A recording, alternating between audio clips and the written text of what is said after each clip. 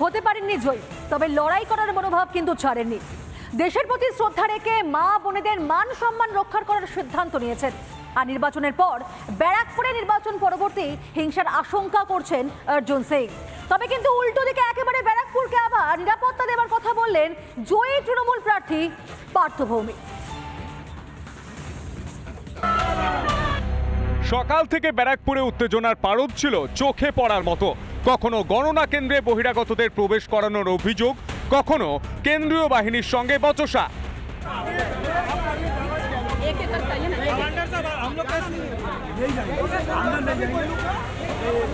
সব মিলিয়ে রীতিমতো উত্তপ্ত ছিল ব্যারাকপুর লোকসভা কেন্দ্রের ভোট গণনার দিন।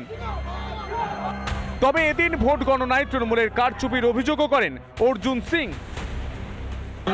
দেখা যাচ্ছে পোস্টপল ভায়োলেন্স হবে, এরা পোস্টপল ভায়োলেন্স করবে, 2021-এর মতো লুটপাট করবে। এখনই আমাদের কর্মী রবিন মালের পার্টি ঘর অফিস ভেঙে দিয়েছে, তার বাড়ি ভেঙে দিয়েছে, অনেকের বাড়ি ভাঙচুর শুরু করে দিয়েছে, এটা সব শুরু হয়ে যায়।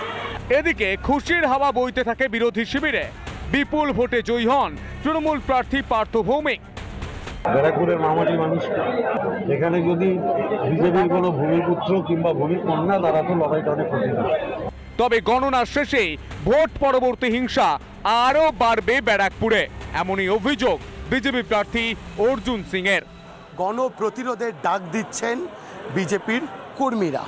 তার পাশাপাশি অর্জুন সিং, যিনি ব্যারাকপুরের বিজেপি প্রার্থী ছিলেন, তিনি বলছেন প্রতিরোধ করতে হবে, রাজ্যের পুলিশ বা প্রশাসনের ওপর আস্থা নেই, সেক্ষেত্রে প্রয়োজনে নিজেদেরকেই গেরিলা ব্রিগেড তৈরি করে পাল্টা প্রতিরোধের পথে যেতে হবে। ভিডিও জার্নালিস্ট বিশ্বরূপের সঙ্গে ভাস্কর বসু, রিপাবলিক বাংলা, ব্যারাকপুর। ভোট মেটার পরে একেবারে নির্বাচনের ফলাফল সামনে আসলো। তবে এই লোকসভা নির্বাচনে কিন্তু অবাক করা হার হয়েছে একাধিক তারকা প্রার্থীর।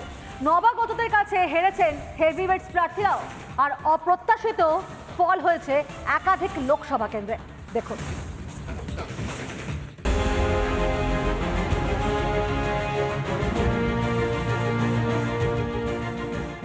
খেলা ঘুরেছে বাংলার একাধিক লোকসভা কেন্দ্রে।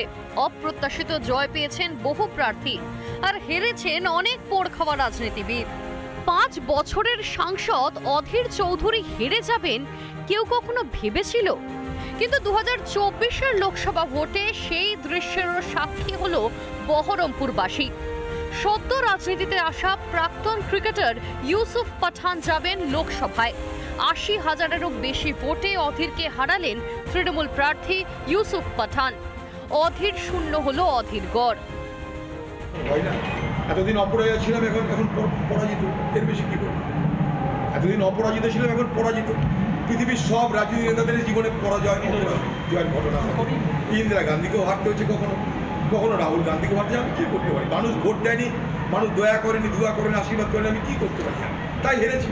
সে হারটাকে মেনে নেওয়াটা হচ্ছে রাজনীতিক ব্যক্তির একটা দায়িত্ব। আমি সেই দায়িত্ব পালন করে বলছি, মানুষ যা করেছে ঠিক করেছে, আমি হেরেছি। আসানসোলের বড় ফ্যাক্টর ছিলেন SS আলুওয়ালিয়া।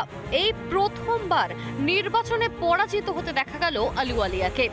এর আগে যতবারই নির্বাচনে লড়েছেন ততবারই জিতেছেন তিনি। তবে এইবার তাকে জোর টক্কর দিলেন শত্রুঘ্ন সিনহা।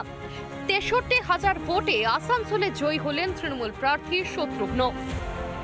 জিততে পারলেন না কেন্দ্রীয় প্রতিমন্ত্রী সুভাষ সরকারও।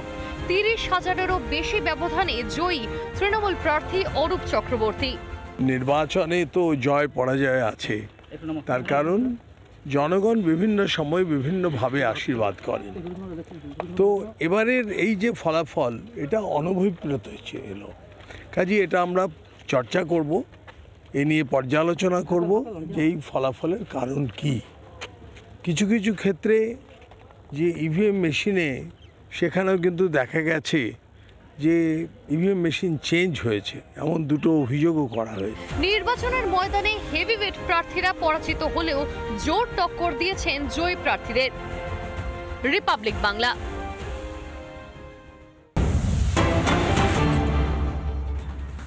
মালদা উত্তরে হাড্ডাহাড্ডি লড়াই গতকাল দেখা গেল। তবে মানুষের রায়ে টানা দুবার জয়ী মালদা উত্তরে বিজেপি প্রার্থী খগেন মুর্মু। তৃণমূলের প্রার্থী প্রসূন বন্দ্যোপাধ্যায়কে হারিয়ে জয়ী হয়েছেন খগেন মুর্মু। আর জয়ের পর রিপাবলিক এক্সক্লুসিভ প্রতিক্রিয়া দিয়েছেন জয়ী এই বিজেপি প্রার্থী। কি বলেছেন খগেন মুর্মু শোনাবো আপনাদেরকে। উত্তর মালদা বিজেপি প্রার্থী খগেন মুর্মু তিনি এখন মালদা টাউন হল থেকে বেরাচ্ছেন এবং সরাসরি কথা বলবো। উত্তর মালদা বিজেপি প্রার্থী খগেন মুর্মু তিনি প্রায় ৭৭,০০০ ভোটে তিনি কিন্তু জয়যুক্ত করেছেন। এবারে তিনি দ্বিতীয়বার আবার উত্তর মালদা লোকসভা কেন্দ্র থেকে জয়যুক্ত করলেন। কি বলবেন?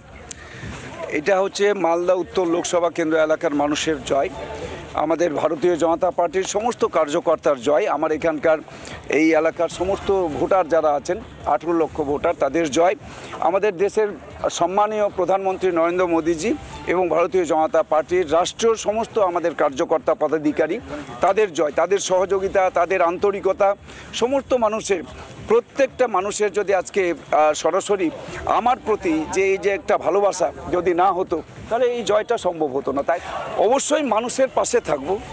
মানুষ যেভাবে আমাকে যেভাবে আশীর্বাদ করেছেন এই আশীর্বাদের জন্য আমি তাদের কৃতজ্ঞতা জানাচ্ছি, চিরকৃতজ্ঞ থাকব যে আমার মালদার যে সমস্ত মানুষ, মালদা উত্তরের যে সমস্ত মানুষ যারা আজকে ভোট দিয়েছেন এবং যারা ভোট দেননি, আমি কাউকেও ভাগ করতে চাইছি না। কোনো ব্যক্তিকে বা কোনো ভোটারকে, কোনো সাধারণ মানুষকে আমি ভাগ করতে চাই না বা আলাদাভাবে দেখতে চাই না। প্রত্যেকটা মানুষের তাদের সমস্যা, সেই সমস্যাগুলো দূর করবার ক্ষেত্রে আমি আন্তরিকভাবে আমার যেটুকু করণীয় কাজ সেই কাজটা আমি করব। উত্তর মালদার বিজেপি প্রার্থী খগেন মুর্মু প্রায় ৭৭,০০০ ভোটে এইবারও কিন্তু জয়যুক্ত হলেন। 2019 সালে তিনি এই উত্তর মালদা লোকসভা কেন্দ্র থেকে জয়যুক্ত হয়েছিলেন। এইবারও 2024 সালেও এইভাবে 2024 সালের লোকসভা নির্বাচনে উত্তর মালদার মানুষ বা উত্তর মালদার ভোটাররা তাকে আবার বিজেপির প্রার্থী খগেন মুর্মুকে জয়যুক্ত করেছে। মানুষের যে দাবি এবং সমস্যা সেই বিষয়ে তিনি গুরুত্ব সহকারে বিষয়গুলি দেখবেন, তেমনটাই কিন্তু জয়ী হওয়ার পর উত্তর মালদা বিজেপি প্রার্থী খগেন মুর্মু তেমনটাই কিন্তু জানালেন। মালদা থেকে ক্যামেরায় সুশান্ত সরকারের সঙ্গে দীপঙ্কর গোস্বামী, রিপাবলিক বাংলা।